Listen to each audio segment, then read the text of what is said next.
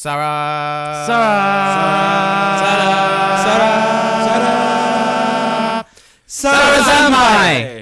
Yeah, what's up, everybody? That's the episode. That's it. Today, Non-Canon File, Spring 2019 Anime Review. I am one of your 6 co-hosts, Tanner. And with me, as per usual, Occult. Jonathan. Fuck. I was going to say Kappa Cody, so one of us going to fucking change. You can be the weird sorority one. Not as fun. I don't get what he's talking about. Kappa Pi. Okay. Dumbass. Fuck. It's me, Wenzel. It's Umibozu Pat. wow, and I'm Tanner again. And so we're here to talk about, as we do every anime season, talk about the newest anime of the season, this time, Spring 2019. And before we get into it, I know we say it every time we do one of these, maybe the most stacked season of anime we've done. I've enjoyed this season more than I have any other season. And I don't know, though, because I loved last season. Yeah, Winter was. I say that as somebody that kept up with like over half Yep. of the anime we watched from Winter. Like watching the spring anime, I'm like, man, that's pretty good. Man, like we got to the point where like after we got done watching like the 6 of them, I'm like, I kind of hope one of them's bad, so I can drop it. And then none of them were bad. Nope. So Patrick, do you want to be our little captain? Take us on a little journey here of which anime to talk about. In order, kind of know you have notes because you're obviously way more prepared than all of us.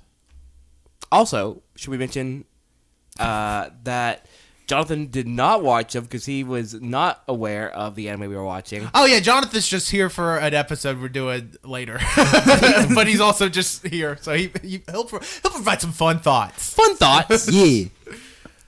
So Patrick, how about take us to our first anime destination? The first anime we'll be discussing is One Punch Man Season 2, which is the continuing adventures of Saitama and the heroes. Yeah, so this is the only like season 2. We've done everything else is new or remakes, but like we had to touch on One Punch Man. Not touch on. So I think the big change from One Punch Man this season is a new studio, and I think that threw a lot of people off. But a lot of butt-hurt babies. Yeah, like people were mad about the animation, and apparently I never saw anything, but Colt and Wenzel were telling me about it. But like watching it, I'm like, it's still One Punch Man to me. I'm still I think it looks fantastic. Still pretty damn good. It's it's not Madhouse, of course. Madhouse is fantastic, amazing. They fucking good. But this one is still very good. It doesn't have the same high quality as the first season does, but it's still pretty damn good. The only problem is with Genos, and I can get past that. Well, I mean, it's not that it's not high quality. It's just that it's literally a stylistic change. Because I remember when I first saw the trailer for it, I was like, "Wow, this looks very different from the first season." Because I mean, if you go back and compare, like even Saitama, like in how plain he looks vastly different than what he looked like in season 1, and so did King, which is also what threw me off. Seeing King how he looked, I was like, oh, I don't know how I feel, but after watching this first episode, it was very well done. Yeah. The main, it wasn't quality. It was the CG. They're using CG now. Oh, They've never used CG No, before. the CG was very weird, but wasn't distracting. Like I usually will notice like if something like it took me like the 3rd or 4th scene to notice there was even CG being used. So like because it's subtle. Like it's not thrown in your face. There's an enemy in the show, the god robot or whatever, that's full CG, and like you can tell with him, but like you can't tell in the other parts where they're using like just CG. Yeah, like for I think Genos' body look was CG. It is. Yeah, and I didn't notice that until the very end. Whenever he had like you could see his full torso, I was like, wow, that's weird. But overall, I didn't even notice that. Yeah, like it's very subtle, like and it's not off-putting to me, anyways. And like I can definitely see the stylistic changes, but I don't think the stylistic changes are bad. I just think it's like, okay. I mean, we're moving into a world where obviously anime is going towards CG. Yeah. Like there's always going to be a place for the hand drawn stuff, but we're moving in a world where it's kind of like whenever the CG was first started using, of course it was more abrupt. It was more. It was shit. It was bad. It's gotten a lot but better. The fact that I wasn't able to notice, and a lot of people who are just casual One Punch Man watchers will probably not notice either. Yeah. I mean, we're moving to a world where that's sort of the thing that's happening to push out shows quicker and cheaper, and I mean, I don't know if it's cheaper, but it's definitely, I guess, quicker. I mean, it's definitely like takes off hardship of like the artist in a way, because like I know that's like a big issue in like manga where they're like, hey, I'm tired from drawing these panels every day of every week to pump out a chapter every week or every month or something. So like it definitely eases, and I don't know anything about like a job situation. Like I don't know if something's CG, if that's taking a job away from an artist or it's just an added job. I don't know enough about the industry to know. But like to me, like every show we watched almost had like some sort of CG in it, but none of it was off-putting. Yeah, No, I think, which is definitely. I mean, we've had shows even last year when we were doing the seasonal reviews that UCG, and it was like, oh, that looks bad. rough or like bad in some cases. Yeah, at least probably doesn't look as bad as the 2016 Berserk. Oh fuck no! That was a all-time low, and I don't want to go back. That's in a tier in itself, because I think I mentioned it before, but they had a side-by-side comparison of the 2016 Berserk and a PS2 game Berserk. They played the same scene back next to each other, and the PS2 game that came out in the early 2000s looked significantly more fluid and had a higher frame rate than the anime. Like it was wild. Yeah, I think that's one of the major problems and we'll talk about this later, with CG, like a full CG anime, is the frame rate issues and how it looks so choppy, stuttery, and you lose the fluidity that makes anime, in my opinion, anime. Like what makes it fun and more, because anime is, especially fighting anime, fluidity is like the way the characters move. Yeah. The fluidity of the powers and the battles and things like that is what makes it anime. And whenever you try to do that with CG, in at least in these shows, it just ends up being really choppy and looks very cheap. But anywho, Yeah. It's definitely a case-by-case basis, because there's definitely some shows that have a higher budget, or at least a better integration between traditional computer and full CG. Yep. But I mean, like the first One Punch Man episode, and we should say there will be slight episode 1 spoilers for all of these anime, but Just episode 1. It won't go any further than episode 1 or anything. So like the whole, I think this was a good reintroduction into One Punch Man, because like as me that I haven't watched it since it originally came out, like I'm like, I didn't even remember King, and I'm like, oh, okay, that's him. Yeah, King was like established like towards the end with all the S class heroes. So like him bringing back, that's why I asked, like, does anybody remember what happened in season 1? Because I was like, they're gonna introduce a character that probably nobody remembers. Yeah, I had no recollection of King, but so. I mean, probably in this season, he's gonna be probably a big staple. Yeah, but no, seeing him introduced was very nice, because I remember when I read the manga and I read to this part, I was like, oh my god, everybody is gonna love King. I love King. I'll say it. King's awesome, because I as soon as I saw him leaving that GameStop, or not GameStop, GameStop, and he pulls out like an anime girl game, I was like, fuck yeah, King, you get it. Like I just love the fact, because I mean obviously like the show does not take itself very seriously. No. I mean, well, it does in some cases. Yeah. But like it's One Punch Man. Like he finishes you off in one punch. So I love the fact that due through technicalities, the 7th strongest hero, or the 7th ranked hero, the strongest man in the world, is just an otaku who's got lucky. Yeah, like because like King is he was just there, like he was in situations just by chance, because like every time it's revealed that every time Saitama has killed a monster, especially like from the very first episode, the vaccination man or vaccine Piccolo man looking guy. Yeah, it was revealed that like for a lot of those fights that Saitama defeated the monsters, King was there, and people thought it was King who did that. So that's how he garnered the respect and like admiration of people, and the title, the strongest man in the world. When in reality, he's not that strong. He was just walking by, and he got caught in the crossfire. Yep. So he has this like tremendous like upward failure, where he went from just like a normal guy to like one of the biggest celebrities in the world, and what kind of couples with just like his sheer like bad luck or good luck, and I guess in a sense, is that he also has a very like stern and intimidating appearance. So he looks scary, And also, there's like that sound that you hear. It's every called time. the King Engine, and every time you hear it, it's like a loud thud, and people are like, "Oh my god, he's getting revved up. He's ready to fucking fight." It's just his heart beating so loud because he's so scared. Yeah. Fucking good. because in season 1 there was a part in there at the very end when the aliens attack. There's a huge fucking ship, and they're like, "Man, we have King. He's gonna take the ship down. Hey, King, do something." King, you can hear the King engine roaring, and they're like, "Oh man, he's getting revved up." He looks up and he's like, "It's too high. It's too high up. I can't reach it." And then that's it. So it's like that's when you're like, is he the strongest man in the world? But you don't get that. You don't learn that until now, which is awesome. Yeah. But- It's a great bit. Yeah. And like, I love how they dedicated the whole, like, hey, we've been gone for 3 years. Here's our first episode back. Saitama's in it a little bit.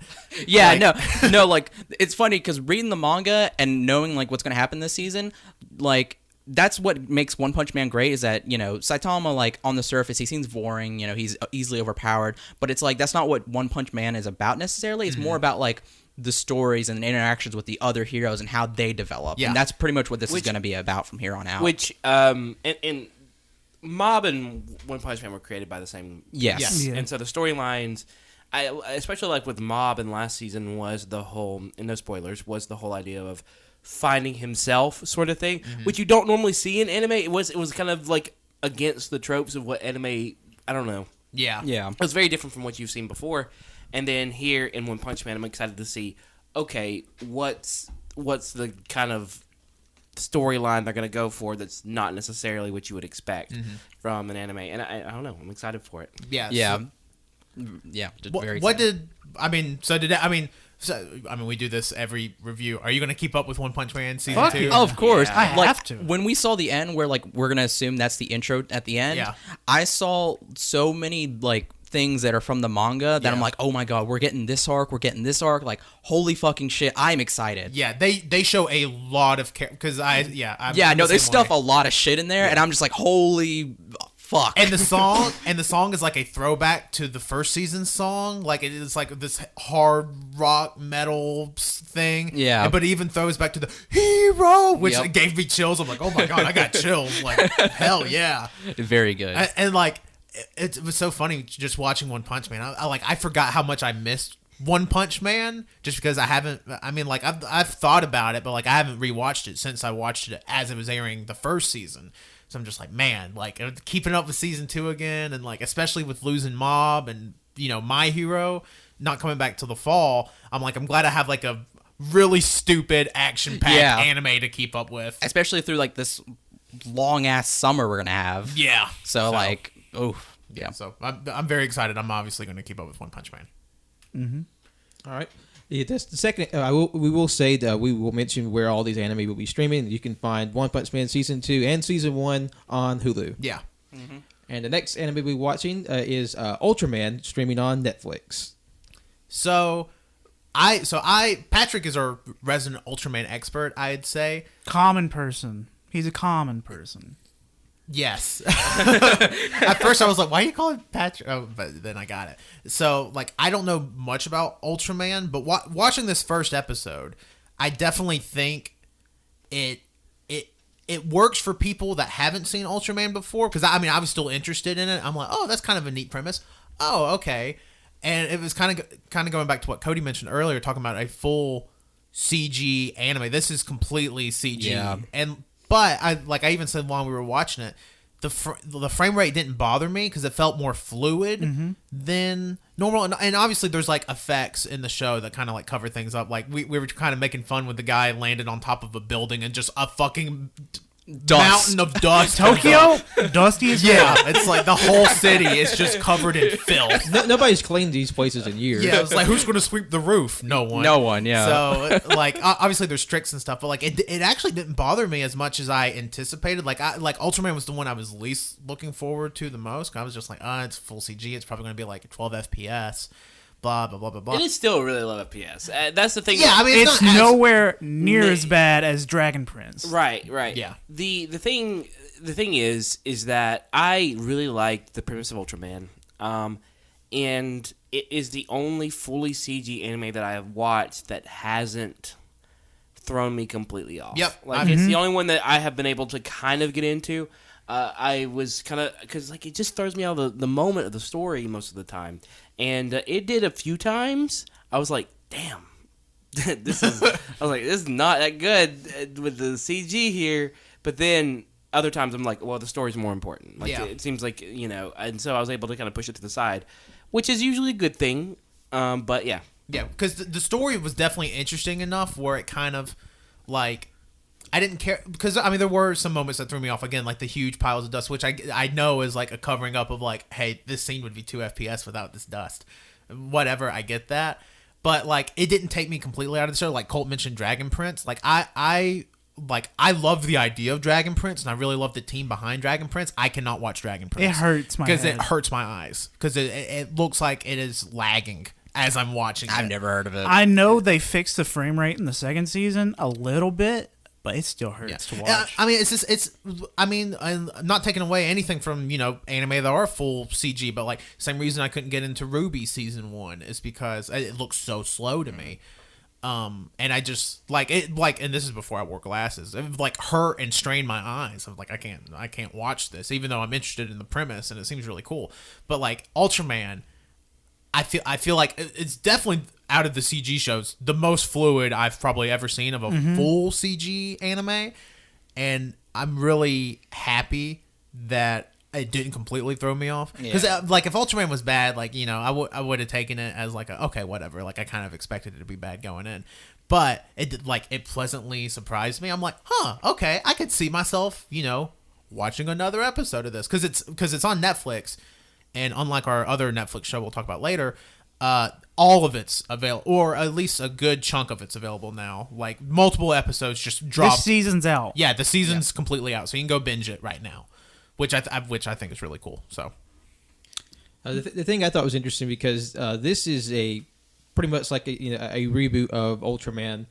And what I thought was interesting, because Ultraman is a franchise, it's a live-action special effects series known as Tokusatsu in Japan that's been going pretty much continuously since the 1960s, and this is basically like a reimagining / sequel to the original Ultraman, because it has the original characters from the very first Ultraman series. Like decades later, follows the son of the original Ultraman, and sort of like him adjusting to like his legacy as like this extraterrestrial warrior. So like other like evil Ultramen come from space to sort of wreck up the planet again. And I thought, and like I'm definitely interested because the Ultraman is like the Toku series I know the least about, because it's not as widely talked about in the States like maybe Super Sentai or Kamen Rider is. But I think it's definitely worth to watch. It has some solid action. It has a cool story and like a really interesting reimagining of the Ultra designs, because in the Toku series it's basically like a spandex suit with with ornaments, but they're definitely reimagined to be more like Iron Man like designs, as you can clearly tell. And I'm very interested to see where it goes. And if this series gets you interested, you can, if you want to find out more about the original series, there are a handful of the live action Ultra series streaming on Crunchyroll. So you have some from like the last 10 years or so to sort of peek through. Yeah, and this was definitely a show like with One Punch Man. The first episode was definitely supposed to get you hyped. With Ultraman, it's a Netflix show. It was meant to get you to be like, all right, click on episode 2, time to watch it. Yeah, because that ending made me want to watch the next one, but I was crunched for time, so I wasn't able to. But I definitely wanted to watch the second episode, which no other CGI show has done, so that's something. Yeah, so I it's hard to say, are you going to keep up with Ultraman? Because either I'm going to watch it or I'm not, just because it's all available now. I'm probably going to give episode 2 a spin. Like I didn't hate it. Like I actually actively enjoyed episode 1, and I want to give episode 2 a shot because it definitely seems like episode 2 is like, all right, here you go.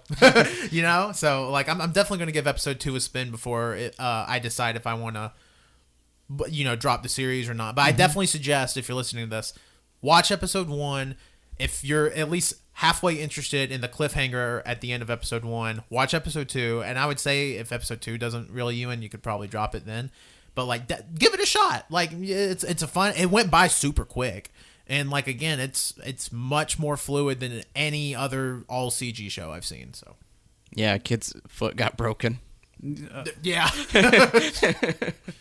Well, my biggest problem was I did not know what the hell was going on. Yeah, that was kind of my thing too, just because I didn't know the backstory. Yeah, but I mean, like you said, I still want to watch the second Yeah. episode, so I'll probably dip my toes in there. Yeah, and I feel like it's definitely something where if you haven't seen Ultraman before, like it's not gonna like watching Ultraman prior to this, like any Ultraman stuff would probably only help your knowledge. Like I didn't feel like, man, I'm completely lost. Yeah. Like I was like, okay, this guy was in some Ultraman Air Force or something.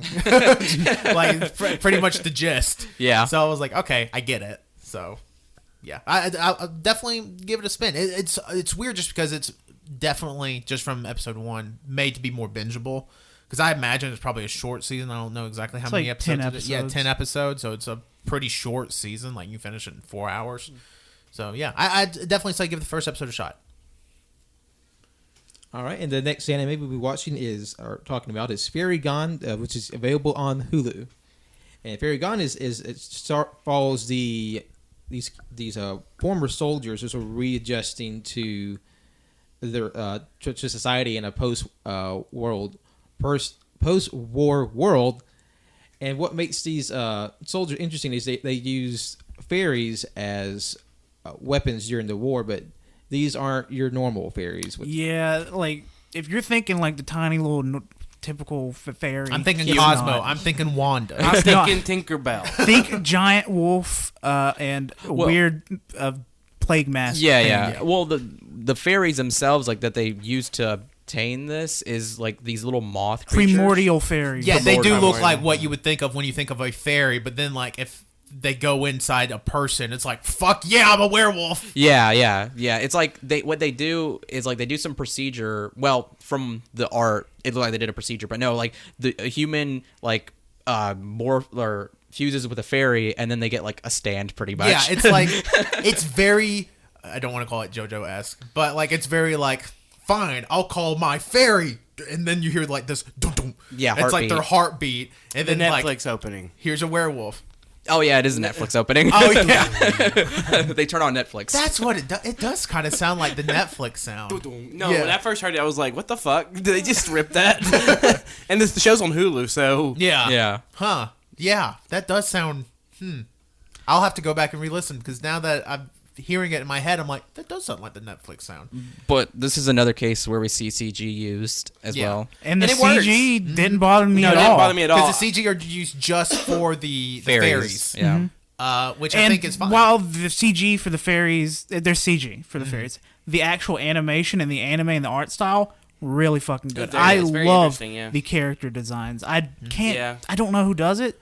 It looks very familiar, but I love it. I told Yeah, Cole it's it very reminded me a lot of Fire Emblem. Like the Yeah, art yeah. of the characters and Yeah. stuff. It definitely reminded me of Fire Emblem, which I love that art style. So, and the story, again, the story is interesting. Like, the first episode was action-packed. Like, we should just, like, fucking auction, a bunch of rich people, just... A chihuahua. I fucking a little fairy dog. It was awesome. Probably best new character. Yeah. It's a little fairy dog. It had because I guess fairies are kind of like scarce now, but this little fairy dog can sense them out. Yeah, because Yeah. well, the fairies are naturally invisible, so I think the dog helps sniff them out. It's like a Yeah. truffle pig. Yeah, because the only Yeah. way you can see the fairy is if like and then those special little jars or whatever they had them in, and that's what that dog's used for. But man, the dog's strong. It ripped off its little door to the cage. Yeah. Yeah. The dog is definitely best new character of the season. Probably the strongest. Probably the strongest character we'll see. Could kick King's ass for sure. Yeah. But like it's action packed, but also ended. I don't want to say ended on a cliffhanger, but definitely ended on like, all right, we gave you a little taste. You going to come join us for this Well, ride? it was funny because it ended on like the Well, we should preface like the whole the plot of the first episode is like there's a village that was burned down. There were two girls who escaped. Years later, those two girls end up reuniting, but they're both on like opposite ends of like government and rogue. Yeah, one's in like the mafia. And Oh, then, yeah. And she's the good one, and the bad one's like, fuck the rich. Yeah. so like, and then like towards the end, one of the government agents who's like infiltrated the mafia, he's like, you can't use fairies. I'm going to arrest you. or you can join me, and then that's where it leaves off. Yeah, because it turns out like he was at that village that burned down, and he was a fairy soldier, and I assume all fairy soldiers had fairies, and he's like one of the last ones. I assume it didn't really clarify. There's definitely more than 3 fairy users. Yeah, no, we saw at the very like when the war had ended, we saw like soldiers who were fairy soldiers. They all just abandoned their posts, and they're all distraught because they feel like they have no purpose anymore. Yeah, so it's like kind of an interesting take on like PTSD and stuff and stuff like that, and you see the guy like kind of dealing with like post-war like life, sense of self, of like what he's actually doing, and like he joined the secret government op and like infiltrated the mafia. And it was like, man, I can't believe you caught me, like very anime. Like, I can't believe you found me out. And it's like, well, I'll either have to arrest you or you can join me. And it's very like, okay, this is anime as fuck. Yeah. But no, it like, again, like I had no expectations for the show. I didn't know what it was about. Like I heard Fairy Gone, and I'm like, for some reason, I was like Fairly Odd Parents and Fairy Tale. First 2 things that popped in my mind. You know, whatever. And just like those 2 mixed together. Yeah, you know, Cosmo and Wanda actually appeared in Fairy Tale. Fun fact. A lot of people don't know that though. The main character is Wanda.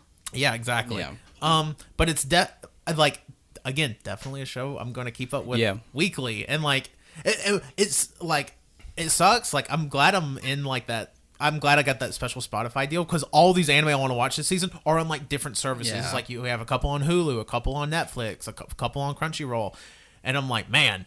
Like, here's me being greedy. I can't believe I have to use 3 streaming services. No, I'm really glad about that too, because I don't know what I had to pirate it, but I don't know what I'd have to do. Yeah, like thank God it's here. Yeah, and then like not even to mention there's still like anime from the winter like we're keeping up with, or something like JoJo started in the fall. We're still keeping up with JoJo. Oh yeah, and then like it's wild, but yeah, Fairy Gone, definitely check it out. Oh, I should say the intro was good. Oh, intro is real good. That was something I meant to bring up. The intro was was it the one that like kind of had like a metal sound to it? Yeah. It reminded me of Parasite's intro, sort of. Mm-hmm. Yeah, it did kind of sound like The Parasite. music throughout the anime was early 2000s punk rock or New metal. Yeah, new metal. But it was like badass. Yeah, too. no, it was sick. Oh, new metal's badass. Okay, Fuck you listen you. to this. Biscuit. Yeah. No, it was nothing like Limp Bizkit. Okay, you listen to Disturbed and tell me if you want to go beat somebody up. It's just one of those days.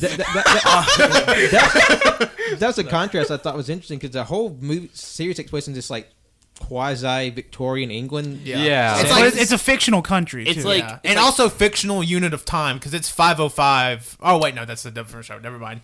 Oh wait, was it 5:05 in this show? It was Yeah, 505 in this show. UC. Yeah, because Or the story UG. started in 481 their time, and then because that's when the little girls were refugeed from their town, and then it's 505 20 something years later, and so the main character Marlowe. Marlia.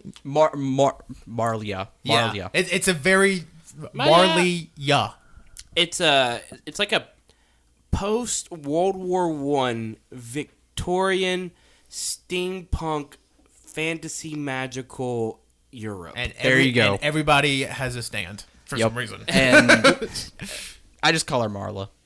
Yeah, It's either Marla or Mary Or mom. or mom. I'm gonna say ma. Call him Marmar. Marmar. Hey, Marmar. what you would Marmar. Marmar. There you go. But yeah, and then it threw me off because I'm like, it's weird because the names Marlia and Veronica. I'm like, weird that Marlia would call Veronica Ver, whatever, There. or Ver, whatever. Yeah. And then Considering they only knew each other for like 3 minutes. I mean, I agreed, but then There's Dad. But then Veronica, is like, Veronica. I'm going to pronounce your weird name all the way instead of just calling her Mar. Like, just call her Mar. Come on, help me out, help me the viewer And out. plus, it seems a little like shitty of Veronica to like she rescued Marley from the fire town. She's like, I'm so mad that somebody from our town burned it up. I'm just gonna abandon my friend and run Yeah, off. no, she Yeah. just runs off. She's so angry. She's Yeah. like, "Oh, I love you, but fuck you." Yeah, like I love you, but man, time to kill the rich. Yep. Which go off. You know, I what, guess. let's call her name's Veers. Sure. Let's make it even more confusing. Okay, hear me out. Maria and me. There is a dog in the show. She's gonna die. Oh, wait, hold up. If the fucking dog dies, anime's canceled. The little doggy sad. What are you saying? Yeah, that. For those at home, Wenzel was making faces as he was saying ah. Because Marley me, it's like Marley, and then it's like Marley dies at the end. I'm like, now I'm sad. Well, Marley and me spoilers. Yeah, God, it's been like 12 years. Yeah. You gotta give at least 20. I for mean, that one. you can't watch any dog movie and not expect just somebody like the dog or the die. Have you not seen Homeward Bound? They had me crying. They all died. And then they brought him back. I thought what's the cat's name in Marley. Oh shit. Sassy. Yeah, I thought Sassy fucking ate shit down that waterfall, and then she come running back with a shadow and just Chance, and oh god, And it's clearly a different cat because the cat died. yeah, Because they used real It's like, cat. it's like, oh, cat. Okay, I guess you're ours now. Yeah, no, they actual porcupine hit Chance. Yeah, God, y'all want to watch Homeward Bound and do a podcast episode on it? you know, Non-Canon File, the Homeward Bound series. Let's do it. Non-Canon File. We watch dog movies that make us cry. AKA, it's every dog movie. Yeah. but man, what if we did like a Homeward Bound like series where like we each like talked about characters? A like, Homeward Bound series. Okay, It's one fucking movie. It's actually It's an entire Oh, wait, podcast. there is two movies. Yeah. okay. And it lost again. We make a fan episode of Homeward Bound, and we dress up like dogs and yiff ourselves around the forest. okay. Well, I was gonna say, what if we just recreate Homeward Bound? We just take the podcast members, ditch them in the woods, and have them find their way back in a heart-treading journey. Dude, we already did that when we were 13. I was about to My say, God.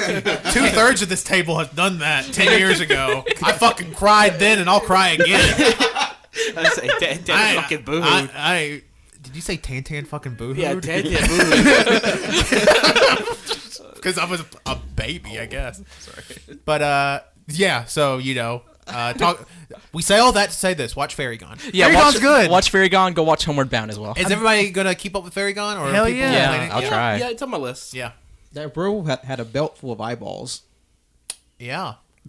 What? What did you say? Hold on, say that again. The werewolf, his belt Oh, had yeah. all Oh, that's eyeballs. creepy. Oh, now I can't watch it. Cody's like, I can't watch this I mean, stuff. didn't the werewolf have multiple eyes? It had four Yeah. eyes, Yeah. eyes on its belt, and like its rib cage was exposed. Oh, Yeah. wow. Because they're And it looked badass. they're Yeah. spooky like that. Yeah. This It should is- have came out on Halloween. Oh. Okay. Next Because anime, of one spooky character. the next anime is Shoumetsu Toshi, which is streaming on Crunchyroll, and it's about the story of a young girl who's connected to the disappearance of an entire city and the two organizations that are battling to get control over her. Fuck, I keep forgetting about this one. It's okay. So Shoumetsu Toshi, I remember when I found it, I'm like, oh, this would be a fun show to watch this season. It's Madhouse. It's Madhouse, which is awesome. And it's based on a video game series I'd never heard of, which I assume the video game series is called Shoumetsu Toshi. No, it's Lost Girl. Fucking Dance Dance Revolution. So, like, going in, I'm like, man, I hope they don't expect me to know. And because we watched a video game spin-off anime fall of last year. I don't remember the name of. It was some game. Something green. Yeah, it was some game made by Square Enix. But anyways, and like, I was fucking lost that whole. I was like, man, what the fuck was even that? But I was like, I hope they don't expect me to know a single thing about this, because I don't. And then getting into it is like, it kind of throws you into the deep end, but in a way, like, I think you could even know the source material and feel like, wow. I think they're just building an anime like around the story of it. I don't think you have to know anything. Yeah, I don't think so either. Yeah, and I thought it was. I thought it was actually a lot more. I didn't know what the fuck I was just watching it. Yeah. I had no. I didn't even look at. So the you blacked synopsis. out 24 minutes. Yeah, too. and let me tell you, I liked it a whole Yeah. lot. I thought it was very cool. A lot of stands this season. Yeah. Yeah. That was kind of like a throw at the end where these guys just getting pelted by fucking psychic rocks, and all of a sudden she's like, well, here we go, Acura, come here, and Yeah. it has like fucking Stan has like 2 guns, like da-da-da. Yeah. It's And like, then that's he not pulls enough. out all the So- guns. And then it's like, what if I had every gun in the world? Yeah, Not it's really. her- That's like 7 guns. It's So- her dead bodyguard. Yeah. Yeah, that I'm guessing his spirit fused with her or some shit. Which we need to see if we can get that arranged But- for the podcast. Because group. like when the city disappeared, like, her bodyguard like jumped toward her as right as everything vanished. So like because she's just in the city and then watching an idol show and everything disappears and she wakes up in a government facility, and then some kid kicks the door down and yanks her out and runs away, and then because they jump into a van with an owl inside of it, Yep. and they run some tests. Oh, we figured out she's the sole survivor of this disappearance, and she's and the disappearance called cleverly Lost. Yep. And we just made Lost jokes the whole Yeah, time. we were making a lot of Lost jokes. I'm like, man, Lost did kill almost the entire population. Lost killed millions of people. Yeah, because God, what a god awful show. But What okay, we're here to talk about Shoumetsu Toshi. Yeah, it definitely it throws you into the deep end, but again, in a way where I think even understanding the source material wouldn't have helped. And like in a way where like a show kind of like last season, kind of like Boogie Pop. I'm like, and this isn't a mystery show by any chance, or maybe slight a mystery. little bit because we don't know who the Watcher is. Yeah, or definitely whatever. not as much as like Boogie Pop, but like it kept me interested, kind of like a Boogie Pop, where I'm like, and they kind of gave me a little bit more than Boogie Pop did last season. Where I'm like, okay, Yeah, well, I can keep up with this. Well, this wasn't cut into puzzle pieces. Boogie Yeah, Pop, and- every episode's like a puzzle. Yeah, and for some reason, some weeks there would be 3 episodes of Boogie Pop drop for some reason. 5 Yeah, episodes. there's like 30 episodes of Boogie Pop, and it started in January. Like, somebody explain to me that math. 3. Yep. 6 times 5. That's 30. But yeah, so Shoumetsu Toshi, definitely, again, one of the ones where even though I found it, I'm like, obviously I had some sort of expectations. I'm like, it's fucking Madhouse. It better, kick my ass. But yeah, really good, really well written. Again, ended on a cliffhanger, but also like there was enough there in that first episode where I'm like, okay, I know what I'm getting myself into. Some ghost shit. Yeah. Yeah, I'm watching it. So again, Shoumetsu Toshi is a watch from me. Yeah, it's pretty much the same thing for me. I don't remember what days it. I think it released on like April 6th. So I assume 7th. 7th. So the I guess next one comes out 14th. tomorrow. No. today. Yeah, today. The- today. yeah, the it came out 14th. today. So- Yeah. We're recording this on the 14th. Yeah, surprise. But yeah. So definitely watch Shoumetsu Toshi because again, I had no expectations for it. Obviously, besides like, hey, it's Madhouse, it's probably going to be good, and surprise, it's good. I'm not going to keep up with it. Okay, kill the mood again. Sorry. Wow, Way to be a wet blanket, Wenzel. Mr. Pissy and the Kitschy over here just. I'm sorry. I keep. Don't tell them his Hey, catchphrase. hey, shh. Oh yeah, have we ever even said that on the podcast? No, we haven't. They're Well, for good reason. Yeah. I have a new. I have a, He's getting a little pissy in the kitchen right now. I have a looks like you catchphrase now. Get a little pissy in the kitchen. Oh. There you go. That's my catchphrase, guys. Why do you do the? Because that's what I did when I first did it. Tanner I was like, "Hey, Tanner, I'm gonna do a pissy in the kitchen." Yeah. He did like a little. But he did it in his house. surfer. Oh, yeah, letter yeah, I Y ASL shit. Yeah, because pissy in the kitchen. Yeah, Pissy and the Kitschy. Call me Pissy Kitschy. Bring. That's a JoJo joke. Okay. No spoilers, no spoilers. But yeah, Shoumetsu Toshi, definitely keep up with it. Or, in my opinion, keep up with it. I think it's going to only go up. Yeah, no, like There's a lot of anime there's this a, season. There's a lot of anime, and I mean, don't get me wrong, it was interesting, it was good. It's just like I just can't remember it. I don't know. Yeah. I'm sorry. We were talking about it before the podcast, and one was like, oh. And like Wenzel was there when we were watching it. And Wenzel was just like, huh, yeah. Sounds like something. That was an anime. Yeah. So Patrick, what's next? All right, the next anime we're discussing is Carole Tuesday, and this is streaming, but only in Japanese Netflix. Yeah, so you might it's- have to find It's on alternative Netflix, means. Japan, so maybe try some like VPN Or wait stuff. another Or just wait. year. It's okay. I'm just going to go ahead and say the quality and the production of the show is so high budget. It's going to eventually come to all Netflix. I think has because to. they spent way too much money on the show. You can watch it and tell It's so good. it's fucking phenomenal. And the story is about two young girls from vastly different walks of life that sort of meet each other and work together to make their dreams a reality. Yep. And they're on Mars.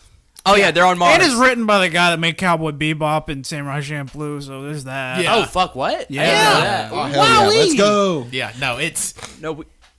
Go ahead. Sorry, I was just gonna say we talked about like because they use the name Gibson in there. Yeah. It's actual brands. And Instagram. Yeah, and Instagram. Instagram on Mars. And also, like, the name of the episode is Man, True it- Colors, which is a Cyndi Lauper song. And they And talk they about mention- Cyndi Lauper in the episode. Carrying the book Grapefruit, which is Yeah. a real book by Yoko Ono. Yeah, it's fucking wild. Like, how much, like, I assume it's probably just going to be that. Because Yeah. I believe, it's so, unlike Ultraman, this is actually coming out weekly on Netflix Japan. So I assume, like, the rumor I read, it's a full order. It's like a 24 episode season, which I'm like, fuck.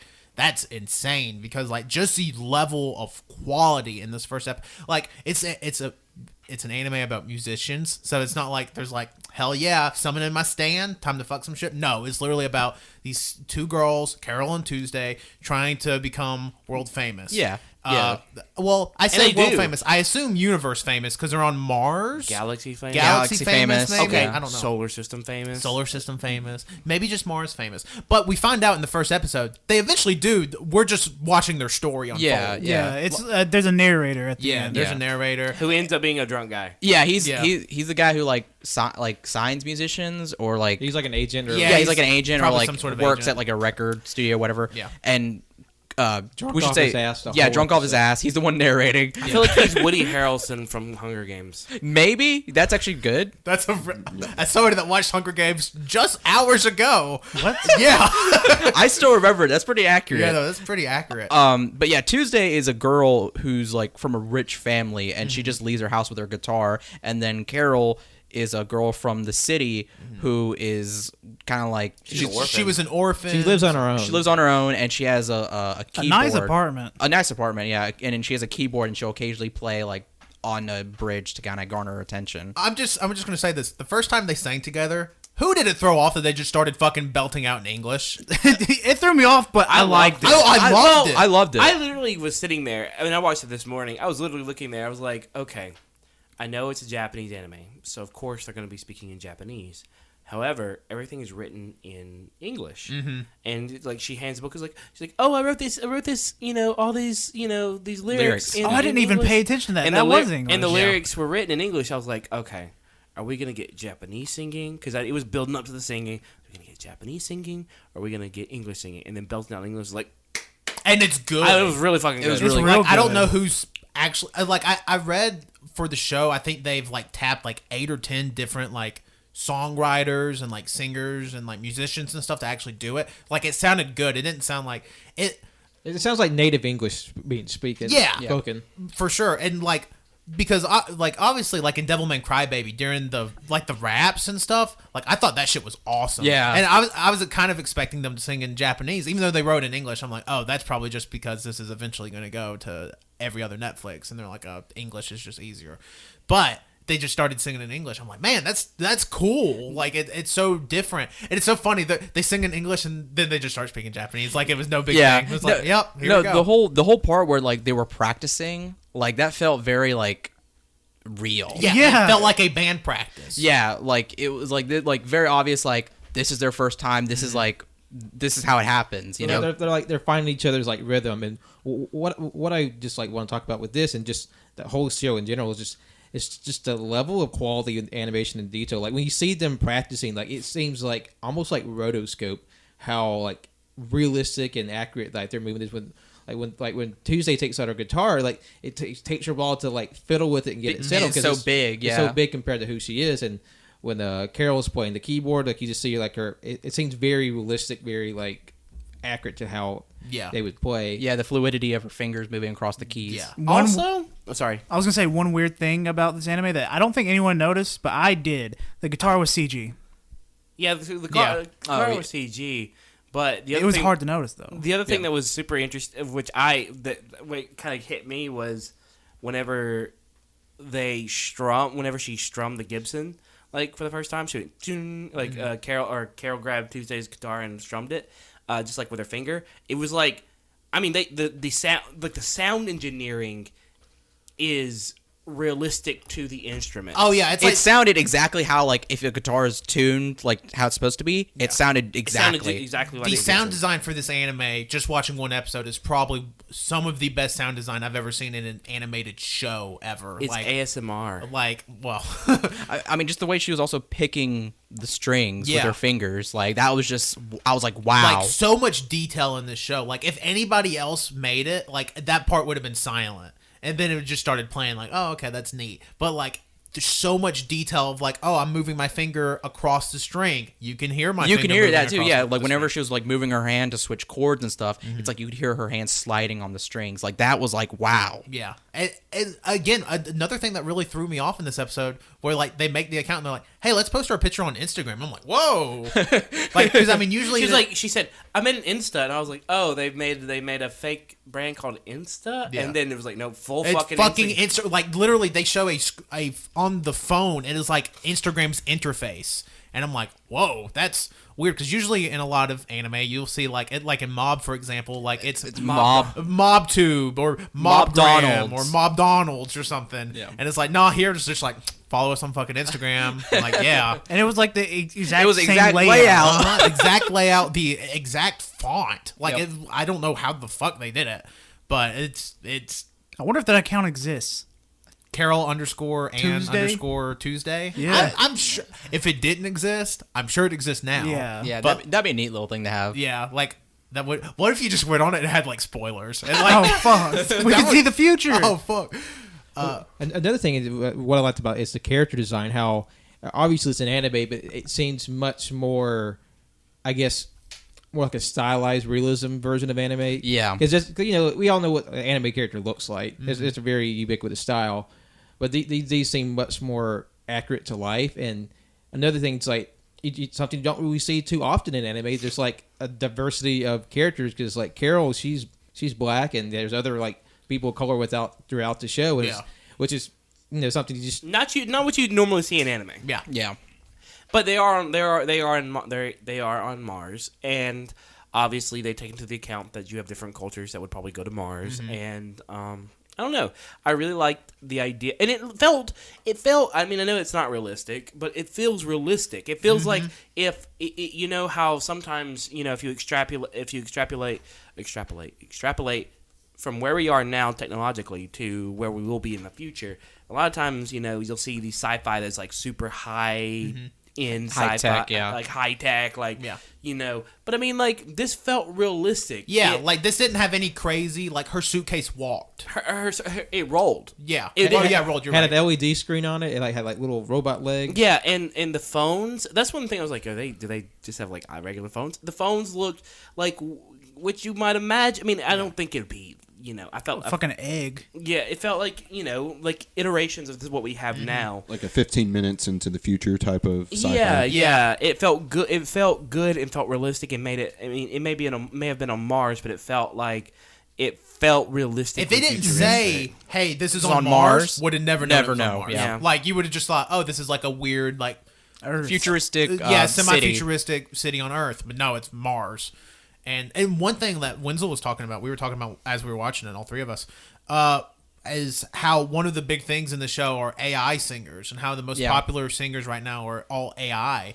So it's like Carole and Tuesday are going to try to overcome that, And like be like essentially like bringing back the whole like Yeah. physical like The real soul in music is bringing a back big thing. tradition. Yeah. So like I'm very excited to see how that, because I mean that's actually a really interesting conversation like in the real world, Because of, like, that could happen. yeah. So I mean, that's a real conversation. That's a conversation that's happening now. Yeah. exactly. And it's also the fact that, I think they're poking at this whole, especially in Japan and the Korean artists, and even the American artists for a large degree, where he said, because there's this other girl with her own storyline who is kind of forced by her mother to be this actress, this model, and now she's trying to get her to be a musician, and so she goes to this high-powered like producer and the guy or manager, I don't really know, and he's like, "Are you ready to be our puppet?" yeah. And she's just like, "I've always been a puppet, so of course I am." So and it's like, so obviously she's gonna be like this, like she's like, everyone right now is AI.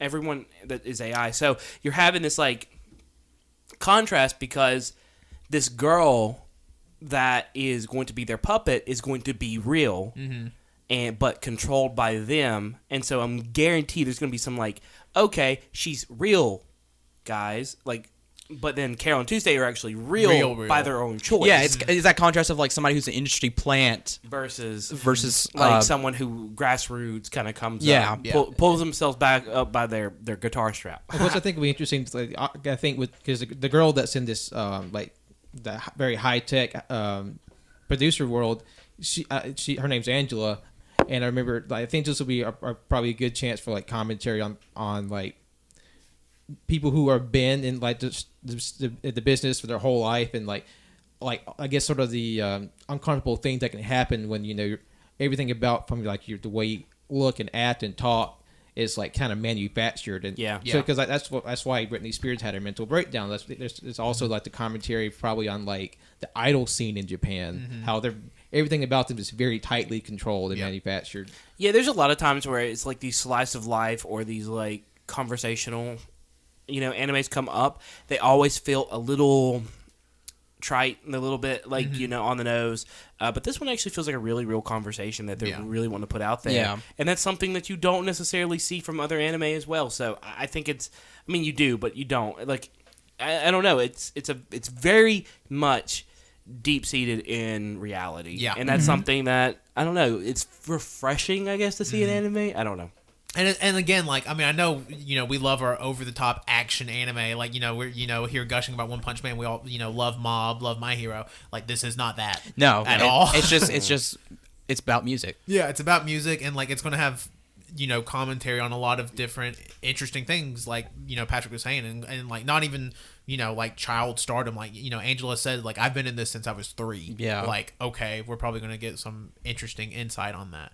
So I don't know, and like could talk about like the team behind it, and it looks like Netflix gave the fucking bank for this show because holy crap, is it gorgeous? Absolutely beautiful. And I loved how just all the details in the world is just so fleshed out. Like when people at the restaurant, they're like on a table, and there's like a map that's also like a screen they swipe through for all their menu food, options. yeah. It's like that at the bar, and like it's just rich with detail, and the same character went to making the world, it goes into the music. The music sounds great. Yeah, the music so far is great. Like it's and also kind of like some funny in it too, because when Carole and Tuesday first meet, they were like, "Oh, your name's Tuesday? Were you born on a Tuesday?"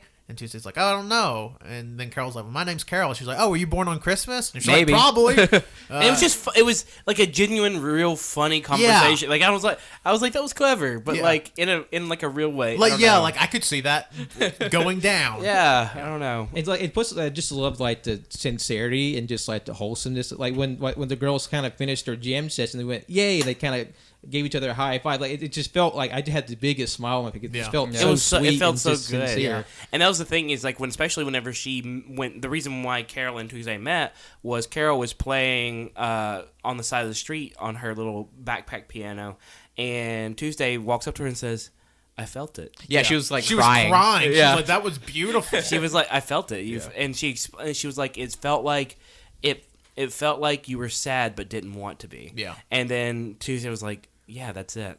And then it was just like, oh, fuck. I'm going to place a bet now. This show will probably make me cry at some point. Definitely. Already. Hello. No, it was funny because Cole was like, "Oh my god, this is gonna turn out to be how a Star is born." Yeah, I was Stars joking. I was joking about how one of them's gonna feed steak to a dog and find No, don't spoil it. Don't spoil Star is Born. You gotta wait at least 5 years for that shit. 5 years. Not to mention that it's a remake of a remake of a, but Yeah. But no, Carole and Tuesday, Carole with an E at the end. Go watch it. Figure out a way to watch it. It's absolutely amazing. It is absolutely amazing, and I mean, good lord, words can't even describe it. Really, like you can only say it's gorgeous in so many ways until somebody just goes and sees it, and they're like, "Man, this blew my socks off." That's literally you have to go see it. It's definitely gorgeous. On track to be one of the favorites for 2019 this year. Without a doubt. And the next anime we'll be talking about is Magic Occult Civil Servant that's streaming on Crunchyroll. And this is about a story of a young man who gets a new position at an office company, but he realizes that the job is much different than what he thought, because he's charged with sort of keeping public relations up with the supernatural beings that inhabit the city. Yep. So with this show, again, one of those shows I had no expectations for. I was like, I don't know what this is going to be about. Kind of blew me away. Yeah. I was like, huh. It was a lot of fun. It's a very fun show. It reminds me of like sort of maybe like a more adult themed yokai watch, maybe. Yeah, a little bit. Yeah. Like I kind of got that vibe.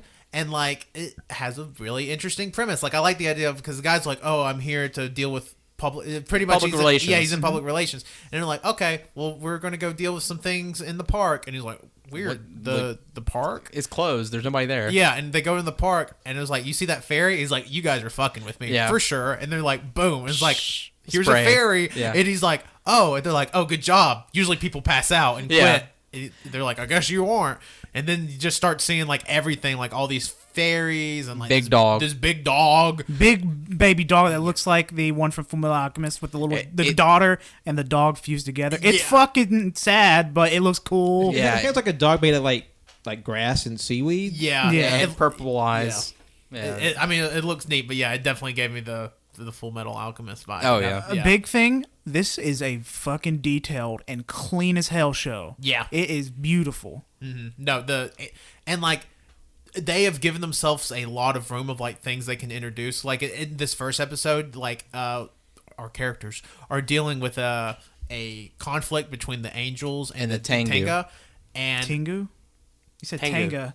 oh my bad, Tengu. It's Sorry, not a masturbation. Which are like bird people. yeah. So I'm like, oh, okay, that's interesting. And at first, it was so funny because we were watching it and we saw that the Tengu was like really small, and I'm like, oh, the Tengu's really small. No, the angels are fucking huge. Yeah. Oh, They're like huge. 15 feet tall. The Tengu are a little bit taller than humans. Yeah. And the angels are just big. Huge. And it's like we literally had a classic case of Romeo and Juliet. Yeah, it was like, it's a very like simple story everybody got. It's like, oh, we want to be together, but we can't. Yeah. And then all the angels and Tengu get really mad. They're like, well, you can't be together. Fuck Like, you. And they start fighting. Yeah. Yeah, they start fighting. And then like the big groups of people start fighting, and then like they're chasing them down, trying to make sure that no one gets hurt, no humans get hurt in the crossfire, that sort of thing. And An angel falls on the main character. Yeah. And what's weird is that both the sides are like, oh, fuck, it's a human. Oh, God. Yeah, no, but both sides were like, "Oh shit, no, we got the humans involved. We shouldn't have done that." Because they were actually like, we don't want anybody else like outside of this conflict to get hurt. Yeah. And it was interesting because like the other two not servants, the other two people who were working, they're like, oh shit, like the angels were like, oh, we're sorry, oopsie, like we didn't mean to do this, sorry. And then the other two were just like, we're gonna fucking kick your Here's ass. a fucking grenade. yeah. And like one of them pulls out like a not like a billy club, but A like nightstick? a A nightstick. nightstick. And The other one flashbangs a fucking flashbang angel. and a smoke grenade. Well, It's like, okay. And it was like, and then that's at the moment we're like, oh shit, they just can't understand them. Yeah, And that's what makes this main character so important is that he can understand He them. can understand them, and he's like, wait. And like, They're saying sorry. Stop, Yeah, guys. and Stop. he's like- They're like, you can understand them. and he's like, you can't? And then it was funny too because which is like, yeah, it's like you're doing this job. And it's like like what the fuck? You can't understand And then them? it was funny because he was talking about like their romance. He's like, oh man, such and such is in love with this, but their families are like, they're like, what the fuck are you talking about? Yeah. They just look at him weird. They're like, this kid's weird. And it's really funny too because they were like, why can't you understand it? And like, you can kind of tell how these humans look at the others. They're like, well, can you understand animals? Like they kind of see the anothers as animals, even though the Oh yeah, Tengu- we should say they're called anothers. Yeah, they see like all the creatures for. That's like their catch-all term for like all the Yeah, for supernatural creatures simplicity, that live in the yeah, city. it's just called anothers. Which thank you for not making me remember 4,000 monster names. But it's definitely like, oh, can you understand animals? So I wonder if we're going to get like some sort of like weird like, well, they're animals, and he's like, no, they're people. They're talking. I can understand them. They're Yeah. speaking Japanese or whatever. Or whatever language, because we find out Angel language. Yeah, angel language. Because we find out at the end of the episode, some like ancient guy comes down and is like, "Oh, of course you do all the languages." Yeah, you're such and such, and Yeah. and they're like, what is he saying? Like, what's a this? Whatever it was, Yeah, I don't remember. It was Abe no Seimei. Yeah. Because Abe no Seimei is a like big legendary mythological Japanese figure because he was kind of like the premier like figure of like Omiyoto or a practitioner that's is Omioji. It's basically like this like traditional Japanese like mixing of like natural science and occultism. And they were, from the name of the show, they were civil servants to like the higher ups in Japanese society at the times, where they did things from like maintaining records of like the months and the days, or like performing divinations, performing exorcism. Like it might be a gross oversimplification to say like they're kind of like magic and wizards, but like that's kind of how they've been interpreted in many other series. And Abino Seimei, he's you can find tons of stuff out there, series about him. He's one of the most famous figures in Japanese history. He's like a modern occult shaman, basically, and it's kind of implied by the way the episode ends that this the main character is kind of like the reincarnation. Yeah, that's what I noticed. Seimei. Because when you look at the intro or the outro, you see another character who looks like the main character, but it's like from like a different era. Yeah. So I was thinking like, what if like they recognize him as like a reincarnation of Avatar. this? Yeah, and yeah, no, I just love the premise of this show. Like, it's not like super high stakes, but like there is like the possibility. But it's just literally like civil servants trying to keep public relations with other worldly beings. It's cops, but with mythical monsters. Yeah, I mean, none of them have guns or anything. It's kind of like. Well, yeah, they just have grenades and Yeah. nightsticks. like most of Japan. Yeah, like everybody in Japan, they have nightsticks and only 2 grenades. Yep. That's it. But no, it's like Winslow says, it sets itself up as like a sort of low stakes show. But I could definitely see their like in Getting the up- future being like, oh, Yeah. this could be ugly. Because I mean, I'm sure every another they interact with isn't going to be like a good. Isn't going to be as nice about it. Yeah, because I mean, how this situation ended was like it was literally like you think like, oh man, these giant ass angels are gonna fight these fucking small little bird dudes, and it's like gonna be a huge battle. It's like no, they all literally got into like groups, and they were like, all right, this guy likes this guy. And they were all like, you should tell us more about what's going on in your life. It's literally like a mother talking to her daughter and a father talking to his son, pretty much. And that's how it they're like, all right, bye. Yeah, and and then they just leave. Yeah. But no, I thought it was a very, very good. I'm actually gonna keep up with it. Yeah, no, I really want to as well. It seems fun. It seems like a very fun, low stake anime. Again, it's probably gonna kick my ass when like on episode 9 somebody dies, but whatever. or it's looking like giant like a yokai, another revolt. We're like, we got to stir up the all the other demons. We got to take over the human world. You know what show I thought it was low stake after its first episode of its first season? Mob. And that show has kicked my ass. So Patrick, what's next? All right, the next anime we're discussing is Demon Slayer, streaming on Crunchyroll. Very low stakes. Yeah, Yeah. And it follows the story of a young boy who, when a tragedy strikes his family, and they're all murdered by demons, but except for one of his sisters who manages to survive, but she's definitely not the same after the incident. Yeah, she somehow during the process of the attack, her blood got fused with demon blood, and that's how they reproduce is like that blood fusion. So now she's a demon, and she got buff.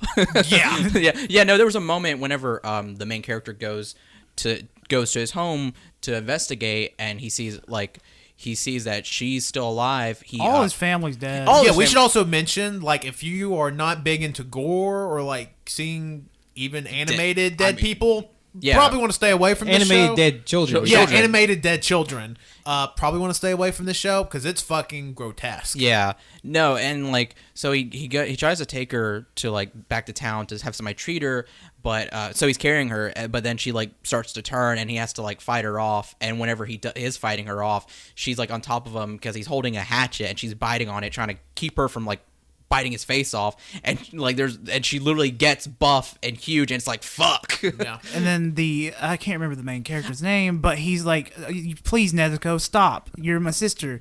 And then she starts to cry, but as she starts to cry, a badass with a katana just teleports in, and he almost kills her. A badass demon slayer. That's literally what they're called because They slay demons. Yeah. No, they like you think this would be more of a worry, like having demons come out at night to like that kill people, but like apparently it's not, because as long as the demon slayers are in the area, they'll kill them. But apparently this one he was late. Yeah. He was late. Like he literally says, he's like, I wish if I would have got here a half day. He says it like in his own mind. Yeah. He's No, like, if I would have got here a half day sooner, your family probably wouldn't be dead. Yeah, no, there's a touching moment where he's like, I'm gonna have to kill your sister. She's a demon, and he's like, the main character's like begging, like, please don't do that. And then it's like he kind of like turns, like, it's a moment where he's like trying to be hard on the main character, but also trying to teach him like, hey, like, you know, don't lose hope, like, don't be so, I don't know, weak or whatever. It makes you get the sense to like he sees himself in the main character. Yeah, like, yeah. He experienced a tragedy like that, and he fought his way back. Yeah, that's what I thought as Yeah. well. He's got hair like Broly. Yeah. Does have Broly hair, yeah. Yeah, no, like, he seems very cold, but also you can tell, like, he's very remorseful because, like you said, he was like, if I would have been there a day sooner, none of this would have happened to you. He gives off the impression of like, I have to be cool, calm, collected in front of all these people, but his inner monologue is like warm and like very caring and sincere, which is kind of interesting because he looks like the stereotypical like, oh, I'm the badass with the katana. His eyes are straight blue. Yeah. Like, there's like a gradient too, and it's just, man, I love his eyes. Yeah. All their eyes, really. Yeah, all their eyes are great because, like, the main character, all of his entire family, they all have red eyes. And then Nizoku, now that she's a demon, her eyes are pink, which is like, wow. It's Wow. No, I mean, like, their eyes. I love their eyes. yeah. No, It's got a good art style. Yeah, the art style is great. And again, talking about the animation, like we have it with every show, during the little fight scene we get, it's like it hits hard and fast. yeah, it's like very smooth. Like it's like, oh, okay, like I can get into this. Yeah, we're getting this shit. Yeah, and like I love how the Demon Slayer's sword has like, again, like the blue gradient on it, and like kind of glows blue, and like the bottom of the blade is blue. I'm like, oh man, that's the good That's shit. good.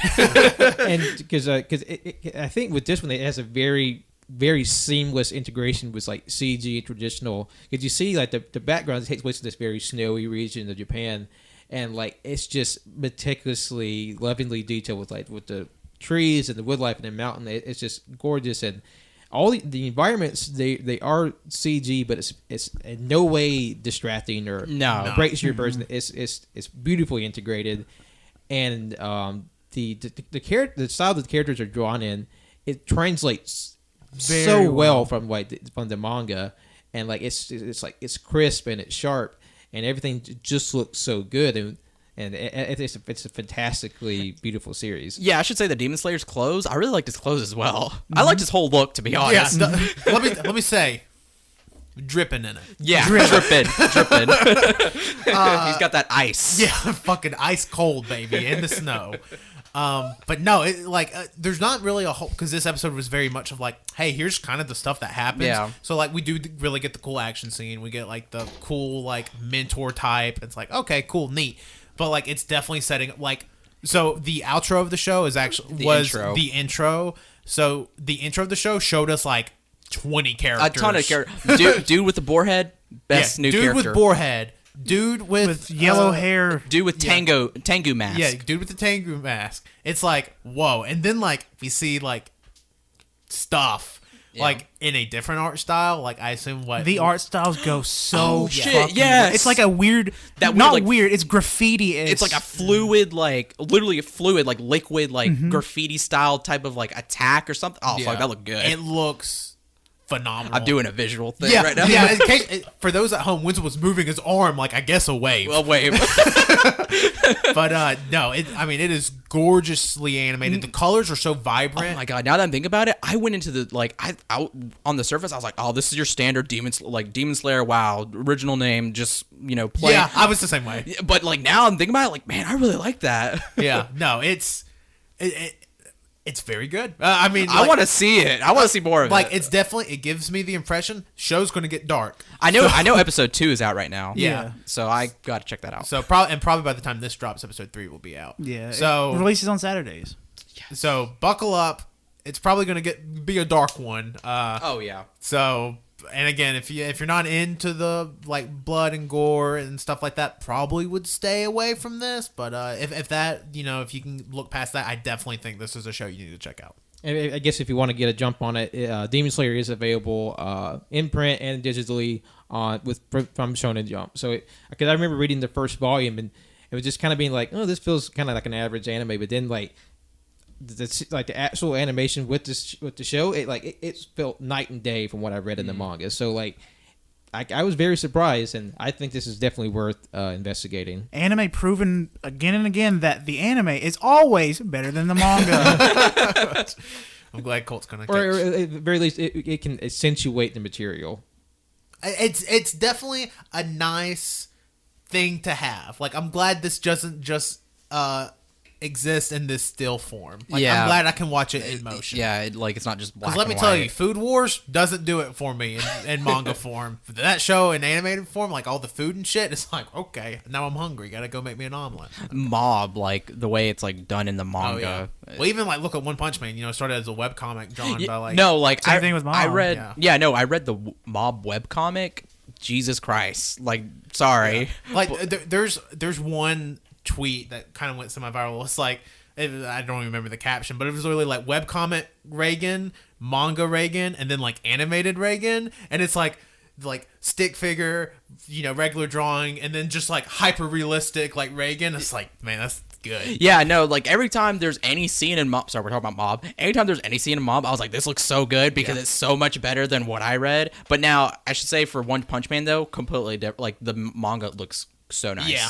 Like just as a side bit, Yusuke Murata has to be one of the best comic artists working in the world. Like there's no one to me that has his level of like energy and speed and just like comic awareness. Like he works the medium in a way that I haven't seen before.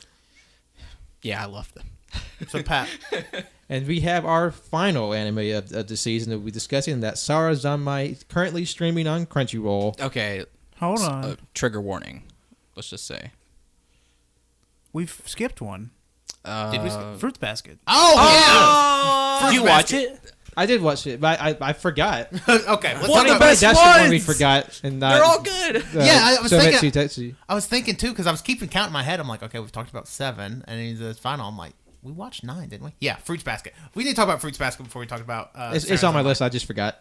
Okay, We so I take back the trigger warning. We need to talk about Fruits Basket. Okay, so for those that don't know about Fruits Basket, this is a remake of the original anime that came out in the early 2000s. I would say 2004 to 5.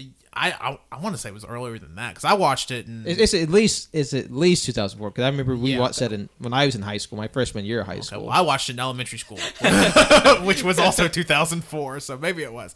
I watched it on a portable DVD player, fun fact. But so it's a remake of that. And the whole premise is well, Patrick, you want to give us the premise? It's the story of a young girl who's who's more. She's not an orphan, but she's left on her own, and she has to kind of survive on her own because she feels very she doesn't want to be a burden in anyone's life, and that's kind of a detriment to her situation because she's living in a tent in the woods. Yep. But just through like a series of events, she becomes embroiled with a family that lives in the woods and their very unusual history. Yeah, no. She lives in a tent because both of her parents are dead, and whenever it came afterwards, like who's she gonna live with? She lives with her grandfather, And her grandfather left because his house is under renovation. being renovated, but just know like her grandfather previously like, do you have any friends that you can stay with? And she pretty much lied and said, yeah, I do. Yeah. But when in reality, she's living in a tent. Yeah, she's like, I don't want to burden anyone, and again, like, is living in a tent with like, bugs and slugs. Yeah, and which all she that. says, I've gotten used to the bugs and the slugs. Yeah, she's like, I've gotten used to it. She's like, yeah, sometimes I have to wake up and make sure my house doesn't fly away. Like it shows like a monsoon coming through and like the tent almost flying away, which funny. Like Fruits Basket. So I don't remember much. I watched the whole original series, but again, I was like 8 or 9. So It originally came out from July to December 2001. yeah, so wow. I watched it in 04 because I was in 3rd grade. To date myself there. So I was like 8 or 9, and I remember watching it. Didn't understand a whole lot of it then. I'm like, man, this is wild. Because it was like the first non-Toonami anime I ever watched. Like, it wasn't Dragon Ball Z by any means. And I'm like watching, I'm like, man, this is kind of funny, I guess. Like, I don't get half of it, but whatever. But rewatching it, or watching this first episode, gave me a weird nostalgic feeling. I'm like, oh man, it's coming back to me. And then I remember, because I was watching it with Winslow and Colt, and they had never seen the original Fruits Basket. And I remember telling them, I was like, okay, Like, I'm waiting for my boy, and the motherfucker just pops down from the roof. I'm like, there he is. There's Kyo, the best character. I started screaming. I was like, what the fuck is going on? Yeah. And then at some point, girl falls on him. Fucker turns into a cat. Yeah. Clumsiest character of all the animes. Yeah, because then after that, she falls on everybody else. Everybody else turns into a dog and a rat. Yeah. Which we should preface that this is obviously like the characters are based off of the Zodiac. Yeah. Yeah. That was so fucking funny. Yeah. Their little faces. Yes, exactly. I lost my shit. No. They were so good. I loved it. Was so. It was probably my favorite part. Like, honestly, out of all the anime that we've watched, we'll talk about that at the end. This has been a really fun. I'm very, very excited to see the next episode. Yeah, I'm saying because I should also say this girl, the people that live in the woods, it's just two dudes, and they were like when they found out that she lives in a tent, and they're like, yeah, we can't have this. So they literally just like, we have an extra room, you can just live up there. And yeah, so that's pretty much like they're taking all her stuff in there, and then they like go into her room, and that's where like fucking get ambushed by Catboy. Yeah. And it's oh man, it's so fun to watch. Like, I don't know how true it's going to stay to the original. I imagine because at this point it's been nearly 20 years since the original. It's like I imagine it's going to stay close at least, but so I'd be interested to like. Once it wraps up, because I imagine it's going to be a 24 episode. I wouldn't, because the original series is only 24 episodes, so I wouldn't imagine they would split it off and be like, hey, we're doing 2 seasons out of this, because that seems weird. And plus Fruits Basket, perfect summer aesthetic too. Oh, so yeah. It definitely needs to go through the summer. But I'm interested to see how close it stays to itself, because I was telling Winslow and Cole, one of the funniest scenes I've ever seen in anime, in any animated show ever, is in Fruits Basket, and I hope to God they remake the scene, because it is. I remember it's literally the one scene of Fruits Basket that stands out in my mind, and I'm not going to spoil it, but because it happens like halfway through the show, but like I remember as an 8-year-old losing my mind, like I was like, this is comedy. Like, no, I'm 8. This is funny. It's a very wholesome, no stakes at all, fun show to watch. And I say it's so sad. It is sad. Yeah, it's so sad. But no, like I love the bits where like whenever the main character is with her mother, and then her mother's telling her a story about like the cat and why it's not part of the zodiac, and she realizes or she finds out why, and she's like, I don't want to be a dog anymore, I want to be a cat. And there's a little thing that says that the reason why she said this is because she was born in the year of the dog. Yeah, it was so funny. There's just like a little like subtitle note, and it's just like, well, the reason she said that is because she's born in the year of the dog. It's like, well, yeah.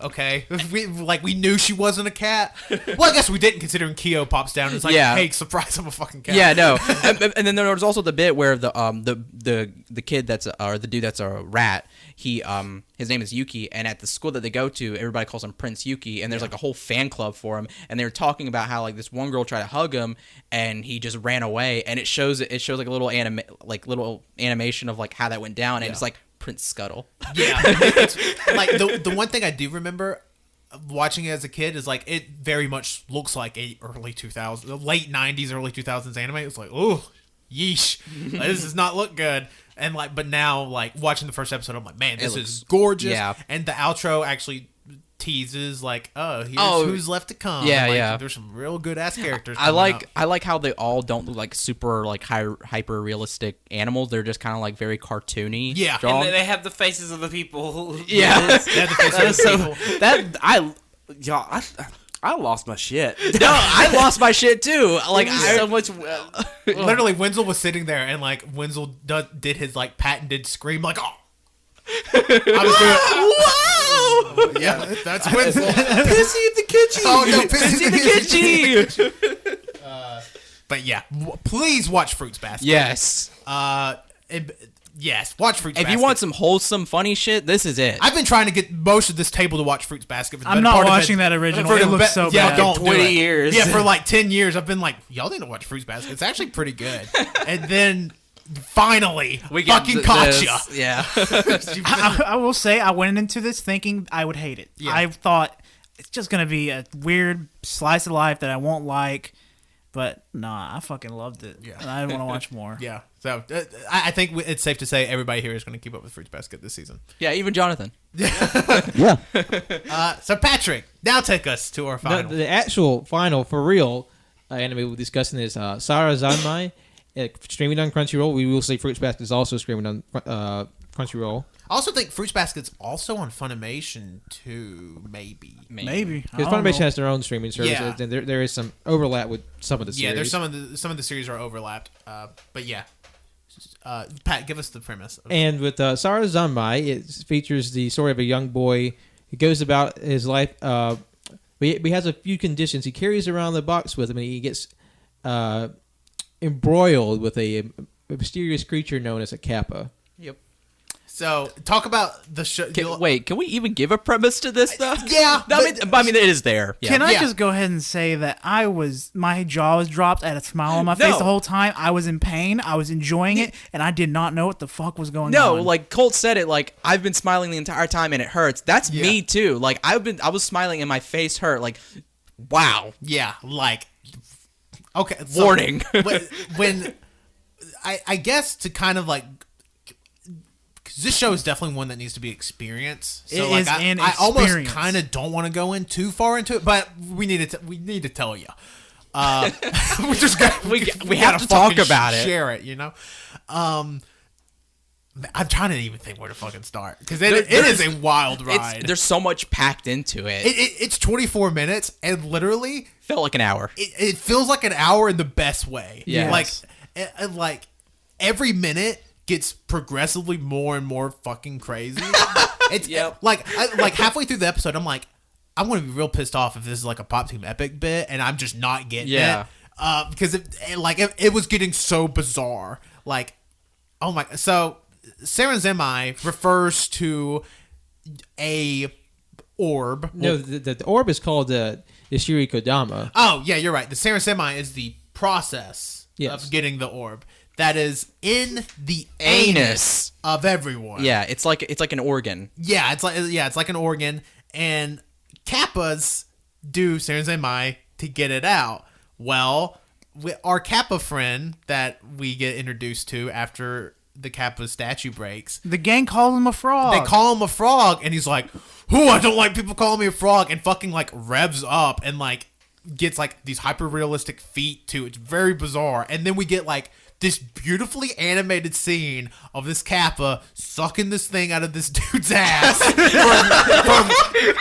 for lack of a better term, you just gotta watch it. I felt say like sucking- it's more of a slurp. It's like a very beautifully animated transformation scene because there's a part in there where he essentially eats him. Yeah. But when he eats him, it's like the king of the Kappa's body itself becomes a suit, and it's also like it's kind of like a parody of like those like female transformation like animes. It definitely gave me like a Sailor Moon vibe. I'm like, huh? It kind of reminded me of Kill la Kill, Yeah. whenever what's her name is like transforming into her suit or whatever, and it's just like it was so just bizarre, and then like and then the slur like pulling it, there's like a slurp sound, like it's sort of like a, and then Like, whenever he oh. pulls it out, it's like a I don't want to like didn't he make a sound like yeah, no, it's like a it's like oh okay, and then fucking dude shits him out, and he's a fucking No, yeah, there's a point where you see the first boy. It's about three boys.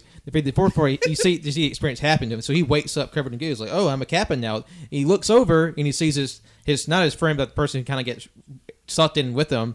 You just see like the little Kappa's butthole just open up and just plop the boy out. It is the most realistic cartoon butthole of little like of shit coming out of it I've ever. Like, I mean, I'm sure there's a lot of hentai out there that would say otherwise. I wouldn't know. Non-explicit. I would. This is like I've never. This was hentai. Pretty much I'll like say it. I've never seen like this is.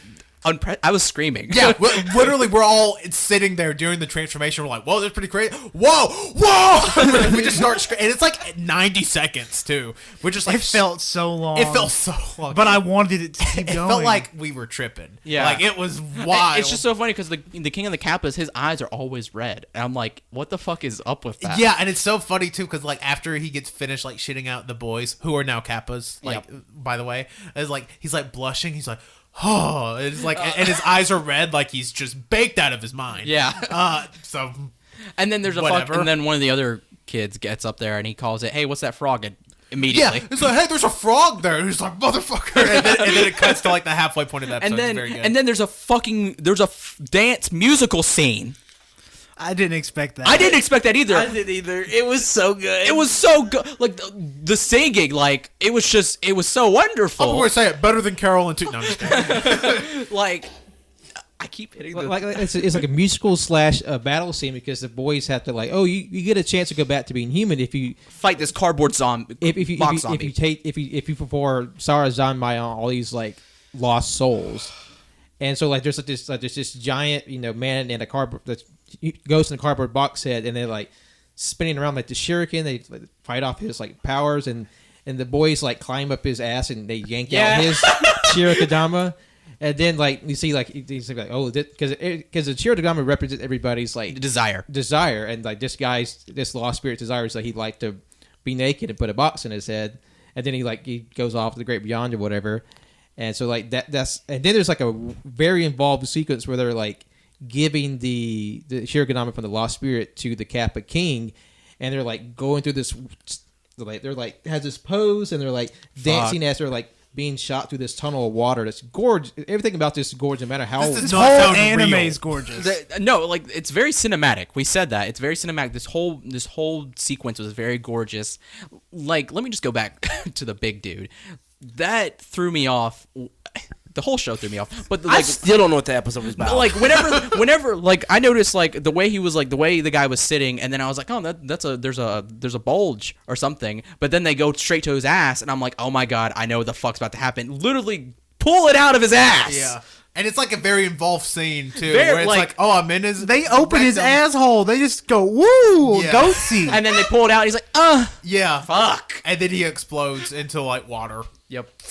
Because sure. I felt like smoking after that. No, literally, I think... I don't even smoke. You just needed a cigarette after what you just I saw. needed something. Yeah, no, Tanner kept saying, I need to get some cigs. I needed some Benadryl or something. I needed to sleep. Knock me out. Yeah, because I'm like... I've watched my fair share of, like, shows that are like, wow, that's a lot. This show's a fucking lot. It's pretty good. I enjoyed it. It's on my weekly list. Yeah, Yeah. fuck it. It's definitely on my weekly list. I'm just gonna say it. Every show we talked about today is currently on my weekly list. That comes out weekly is on my weekly list, at least for a second week. Yeah. But like stuff like Sarazanmai and Demon Slayer and One Punch Man and Fruits Basket, I don't see dropping off. Yeah. Carole Tuesday. Carole Tuesday, Tuesday, of course. Yeah, which is so I kind of like what was everybody's favorite? Like it's If legitimately you can hard name to a top decide. 3. Okay, you can name a top 3. Okay. My top 3. I'm gonna bitch out. I'm not gonna rank them. Sarazanmai, Fruits Basket, and Carole Tuesday. My number 1 would be Demon Slayer, Sarazanmai, and then Carole Tuesday. I think I'd probably go Fruits Basket. Surprised the fuck out of me. Demon Slayer and Carole Tuesday. Yep. Shit. Carole Tuesday, Demon Slayer, Fruit Baskets. Mine is Sarazanmai, Demon Slayer, and Carole Tuesday. If you would have told me that none of us, like prior to watching these anime, that none of us would have had One Punch Man in our top 3, I would have called bullshit. But the thing is, I love One Punch Man. Yeah, I do too. I want to keep watching it. Yeah. No, it's just that these others are so fucking Like good. I didn't say Sarazanmai, but I want to see that too. Like Yeah. like whenever you top 3, I was like, fuck, I don't have It's any. so hard. I need Yeah. more. It's hard I was like, to choose. what if I did 6? But yeah, like, please, like, if you don't watch anime and you made it through this whole episode, Give it a chance, kudos, loser. you fucking nerd. But anyways, One thing I did want to say, Jonathan's been here. We listened to us gush about all these anime. Of all the ones we talked about from our very frenzied description, which ones would you be most interested to watch? Just from the description alone, I'd probably say Carole and Tuesday, because anything by Shinichiro Watanabe, I'm like, I'm going to watch. Yeah. But like the way you describe it just sounds in the complete opposite direction that he usually is. It is, because he's basically the anime Tarantino, right? Yeah. So doing something like that's a little less stylish. Who the fuck knows? Maybe later on they start killing a bunch of people. They just start pulling like fucking. And then like Sarazanmai, I'm like, okay, Yeah. gaping assholes, let's go. Now Glad we sold you. Now I'm imagining A Star Is Born as directed by Quentin Tarantino, and that's scary. I'm all the name. It's fucking guns. Yeah. That's Kill Bill siren. But definitely go watch some stuff from this season. Like I know I've said it probably every seasonal review we've done. It's the strongest season I think we've done so far. Which I think is kind of like the conversation we've had before of anime is starting to be for everyone. Yeah. Used to, it was a niche little section of like what, people would watch, and it was very much a Japanese. If you had to understand part of before you got into anime, you kind of had to understand a part of Japanese culture. Yeah. No longer the case. No. For some, like Demon Slayer, maybe, right? Yeah. But for most part, For Carole Tuesday? No. no. And that's the thing is that like it's starting to be for everybody, and the quality's increasing, and I don't know. I think it's a very good thing. I'm glad that we finally got another media format. And a lot of it definitely also has to do with just availability. Yeah. True. Because That is before, very like, true, if too. it wasn't on Toonami or Adult Swim, you didn't see it. Or Which you had makes- to find some shitty ass website. Which makes the most Yeah. important aspect of it all. Thank you, Toonami, for introducing anime to... Well, not introduce... They didn't necessarily introduce Thank it you, to the Toonami, West. for creating Japan. Thank you, made Toonami. They made it more accessible. Yeah, Yeah. no, for sure. Like, I mean, we have gushed about that a ton. We had a whole episode We have a on whole Toonami. episode in like We our first- love you, Toonami, and just Adult Swim in general. I fucking love you. You were my childhood. But and like just look at the scope of shows. Like these all came out in one season. We did not watch every show that came out this season. No, there's a lot of good stuff out there, and that makes me happy to. I mean, part of it's like very stressful because you're like, well, I can't watch everything, but then it's like, well, I can't watch everything. So there's always something out there that's just as good or better than what you're watching now. Yeah, there's always like if you miss something or like you forget about like it's always there in reserve. Yeah, guess what? You can go binge it in a couple of weeks when you have some free time. So yeah, but I think there's definitely something for everyone this season because like even I can't understand using the argument I hate anime to be like I'm not going to watch Carole Tuesday because that's just a show. Like to me, like it's beautiful in its own way, but like I don't. It's a show. But I mean, even then though, it's like that shouldn't like just because it's anime doesn't mean like. I mean, there are people who may not like because there are specific tropes. Oh yeah, at least in design, totally. at least in design that goes along with anime. Mm-hmm. I get it. If you don't like that, sure. But if you say I don't like anime because it's because of Weeaboos. of story or Yeah. because of characters or everybody of- becomes God at the end. yeah like Yeah. I mean, anime is a medium. Yeah. You don't say like you hate all movies or you hate all cartoons. Exactly. You just have to find the one that's right for you. And plus, with just the breadth and material that's out there that exists, I guarantee you're going to find something that's clicked with you. Because Carole Tuesday in no way resembles a typical anime. Oh yeah. No. If it just to use the crop that we have this season, and like it just takes time, and you find something out there. You don't have to like everything, but you can find just the one or two that clicks with you. Yeah, you don't have to condemn an entire medium. Yeah. If you do, fuck you. I'll say it. But and like summer, I don't want to spoil anything we're going to watch for the summer because obviously we don't know the whole schedule yet, but starting to heat up. 'Cause Summer's it's going to be a real very good. strong one. Summer's going to be really strong. But anyways, thank you everybody for listening to our spring 2019 anime review. As always, you can leave us a like, a review, a subscription, a rating on SoundCloud, on iTunes, on Google Play, on Overcast, on Spotify, on all of our RSS feed catchers. So, I was like, what happened? So definitely go give us some love there. You can follow us on Twitter at AYCH Podcast. You can follow us on Instagram, AYCH Podcast. Yeah, you can follow us at AYCH Podcast. You can follow us at AYCH Podcast on Instagram. You can follow us on twitch.tv/AllYouCanHear where we try to stream at least once a week right now with finals and I won't lie, Avengers Endgame coming out next week. It's maybe a little sparse, but we'll be back in the swing of things come May for sure. You can follow me on Twitter at Tanner1495. And don't forget, this is a non-canon episode.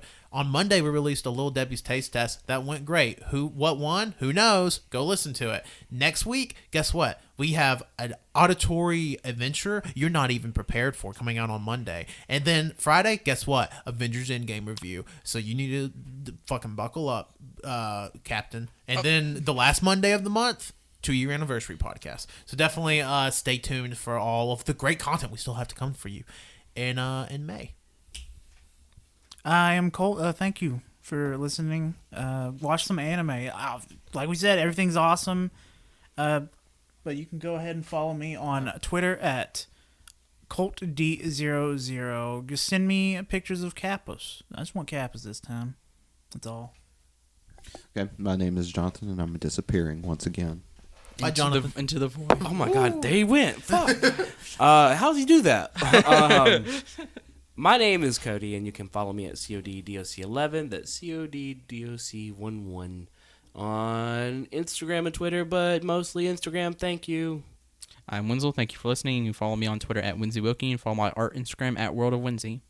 This is Patrick. Appreciate all of you listening. You can follow me on Twitter and Instagram at John Lost His Name. You can follow my art on Facebook at John Lost His Name Art. So yeah, we'll see you next week for more quality content. Bye.